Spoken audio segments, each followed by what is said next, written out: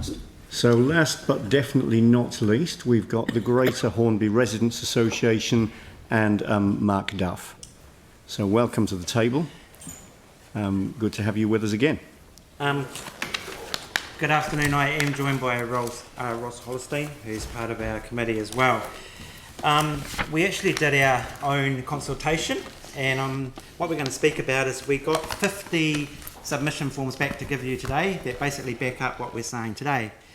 And it's quite ironic that we're last, because the feeling we got when we were at the Hornby market getting these was that many residents in Hornby consider themselves to be the poor cousins of this city council, and that our facilities are the worst of any suburb in Christchurch, and we're really looking forward to getting that pull, and you've heard us talk about that before. I do want to congratulate the council on the cost savings you've made so far, but don't sit on your laurels. Keep looking and hunting where you can make savings. As one famous New Zealander once said, do anything to make that boat go faster. Just look at everything. On the pull, I just want to say the benefit of this project is twofold. Employment for people all over the city, not just Hornby, and something you can't put a monetary value on, but if you could it would be immense, is the increased well-being and positivity that it will bring our community. And I'd like to go back to that Hornby market 3 years' time after the pool's been built and see what sort of response we get. We, unfortunately, have got people who have passed away who fought for that pool over 70 years ago, and I hope we don't see more people that don't see that pool go up. I had a dream when I was sitting at Hornby High back in the 80s that would get a pool in Hornby and Kyle Park, and I'd love to see it happen, and that kids in Hornby High can look across the road and they can have that dream as well to be a swimmer.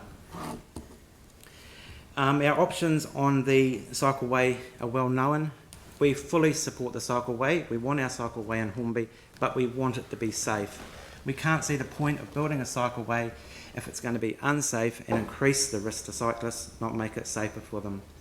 The Hornby ski jump that's referred to, where the cycleway goes through, cars constantly run the stop signs, and police monitor this intersection with a very high frequency. The only reason it doesn't have or records a high accident rate is because residents avoid the corner. They go any way they can, like Aaron Kewen's corner he talks about, an intersection. We're the same in Hornby.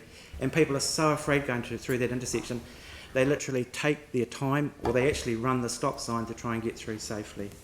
So what we're saying is we want the cycleway, but please, if you're going to build it, make sure it's safe. Our community, we live in it, we breathe it, we know our community. And if anything saved Denton Park proved was that this community does have a voice, and we know the difference between right and wrong. To assist with Hornby traffic, we really implore that you get the Hallsville Junction extension done as quick as you can. We are a friend of South Park. They've brought much employment into our region. Jimmy, if it's shovel ready, get your shovel out, mate, and let's get it going. Well, not in the annual plan, the Hornby, along with the Prebbleton folks, have major concerns over the planned waste management toxic waste plant. Please do not make Bromley's problem our problem. It's ironic that Fresh Choice opened in Prebbleton this week. That's not fresh going in between us.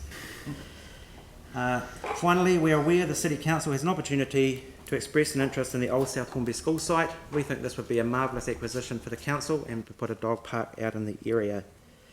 Just a couple of other things.